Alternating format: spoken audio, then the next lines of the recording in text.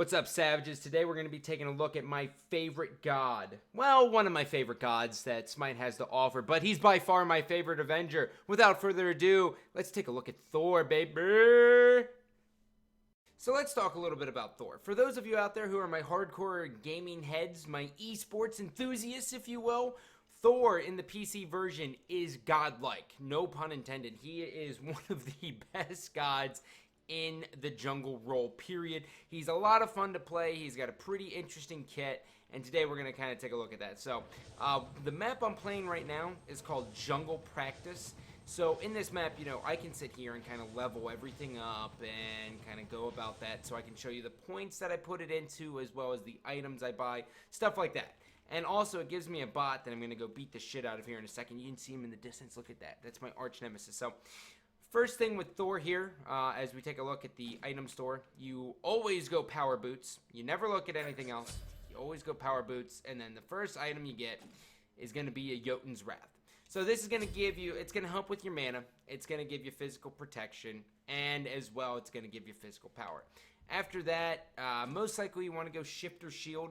Shifter Shield, physical power, gives you a little bit of protections, and both magical and physical. But the big thing with that is that it makes you a little bit tankier, so you can do more damage. But that's enough of that. So let's go ahead and look at the skills, shall we? Which button is it? Wow, that's embarrassing. That is just embarrassing. So, Thor's passive. Thor gains physical power for each enemy god within 30 units of him. So, 30 units is pretty much our form of measurement, right? So, pretty much anyone who's close to him, he's going to gain power. So, if you are around 3 dudes, you're going to be hitting for a lot more power, right? Like, that's just it. You're going to be hitting hard. So, his first ability here is going to be Mjolnir's Attunement. You'll probably never call it that, but it's pretty cool to say.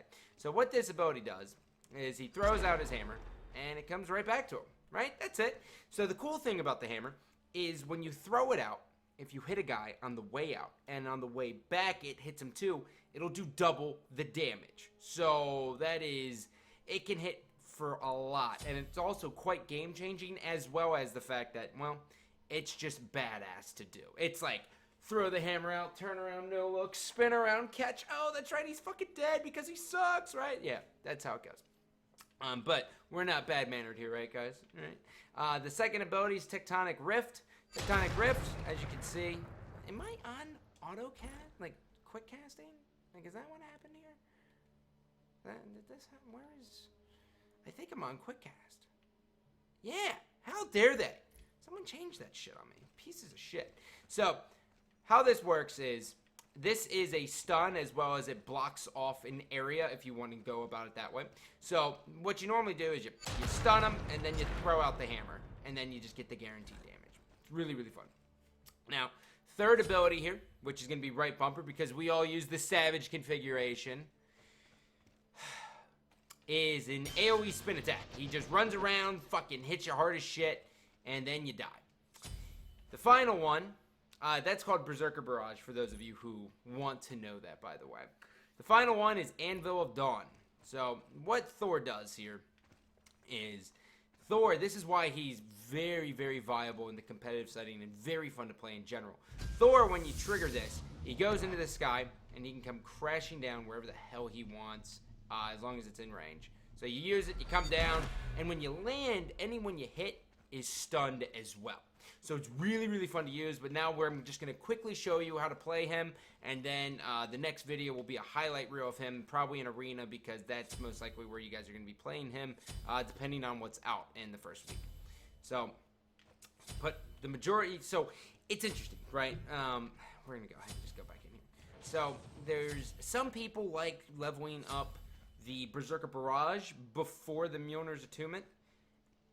It really just depends. I personally am a big fan of the Berserker Barrage. So, how this would go, so Ra's just about annoying, right? So he's going to blind me here in a second, and there's nothing I can do about that, so I'm going to let him chase me. So how it would normally go is you spot your enemy, you hit him, throw Mjolnir's out, and then what you do is you come in and you spin the wind and you just kill him. Now, the one thing that I didn't mention yet about the hammer is the fact that, let's say I'm here, and I hit Ra.